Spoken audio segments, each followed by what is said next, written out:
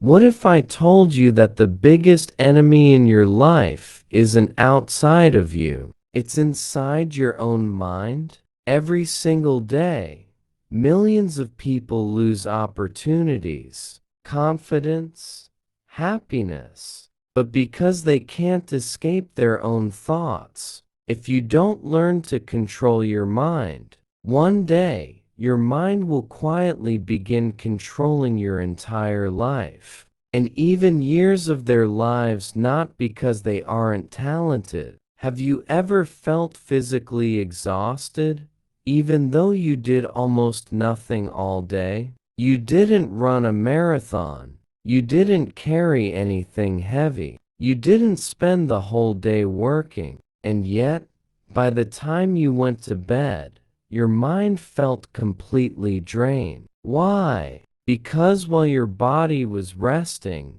your mind never stopped running. It replayed old conversations. It imagined future disasters. It questioned every decision. It created problems that didn't exist. And then it tried to solve those imaginary problems over and over again. This silent battle has a name: overthinking. Today, millions of people wake up with it. Millions go to sleep because of it. Some lose their confidence because of it. Some lose relationships because of it.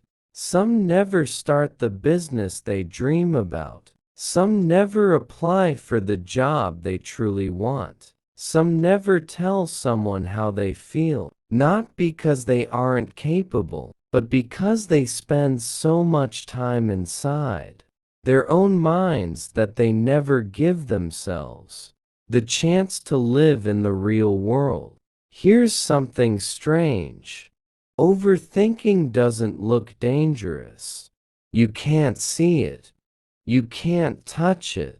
No one around you may even notice it.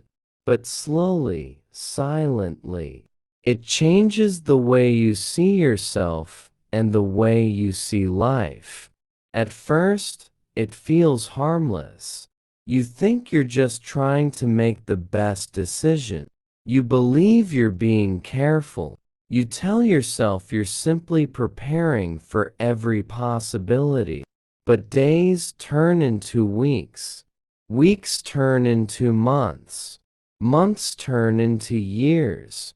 And one day, you realize that while you were busy thinking about life, life kept moving without you. The opportunities you wanted have already passed. The people you wanted to talk to have moved on.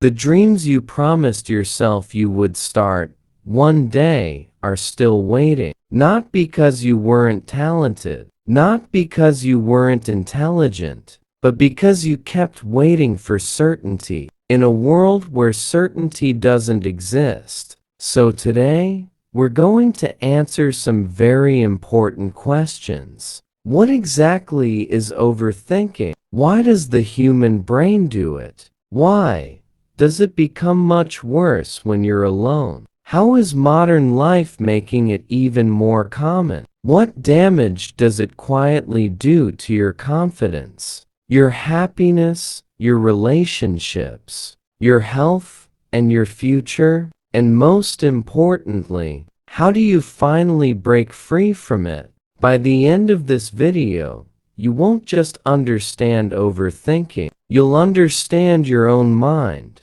And once you understand your mind, you stop becoming its prisoner. You start becoming its master. So stay with me until the end, because one simple idea in today's video might completely change the way you think for the rest of your life. Before we end today's first part, remember this: understanding the problem is the first step toward solving it. Today, we've opened the door to understanding what overthinking is and why it quietly takes control of so many lives. But this is only the beginning. In part 2, we'll explore the science behind overthinking, why it becomes much worse when you're alone, how today's world and social media silently make it stronger,